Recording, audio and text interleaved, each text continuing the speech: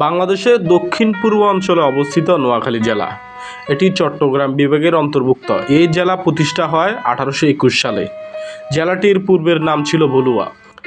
একবার ত্রিপুরা পাহাড় থেকে প্রবাহিত ডাকাতিয়া নদীর পানিতে বলুয়া উত্তর পূর্ব অঞ্চল প্লাবিত হয়। এই প্লাবিত অবস্থায় প্লাবিত অঞ্চল রক্ষার জন্য একটি খাল খনন করা হয়। এই খালটিকে আঞ্চলিক ভাষায় বলা হয় নোয়াখাল। তারপর সময়ের বিবর্তনে নোয়াখাল থেকে নোয়াখালী নামে পরিচিত লাভ করে। মুক্তিযুদ্ধের সময় এটি ২ নং সেক্টরের অধীনে ছিল। মেঘনা ও ডাকাতিয়া নদীর তীর ঘেঁষে অবস্থিত নোয়াখালী জেলা।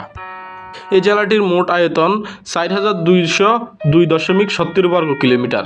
এ জেলায় রয়েছে ৯টি উপজেলা, 10টি থানা, 8টি পৌরসভা, 93টি ইউনিয়ন পরিষদ, আরও রয়েছে ৯৬৭টি গ্রাম ও 6টি সংসদীয় আসন নিয়ে গঠিত নোয়াখালী জেলা। এ জেলার প্রায় মোট জনসংখ্যা ৩৩,৭০,০০০।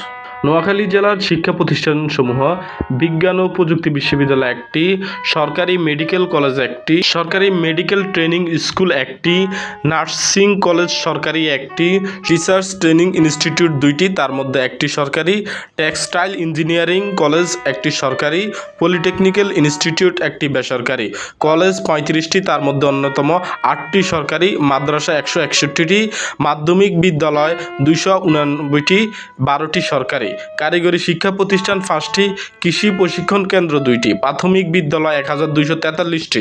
নোয়াখালী জেলায় দর্শনীয় স্থানগুলোর মধ্যে অন্যতম বজরার শাহী মসজিদ, গান্ধী আশ্রম, বীরশ্রেষ্ঠ রুহুল আমিন গ্রন্থাগার, স্মৃতি জাদুঘর, ঐতিহাসিক কল্যাণদী জমিদার বাড়ি, নোয়াখালী ডিম পার্ক, কমলার দিঘি, নিঝুম দ্বীপ, স্বর্ণদ্বীপ।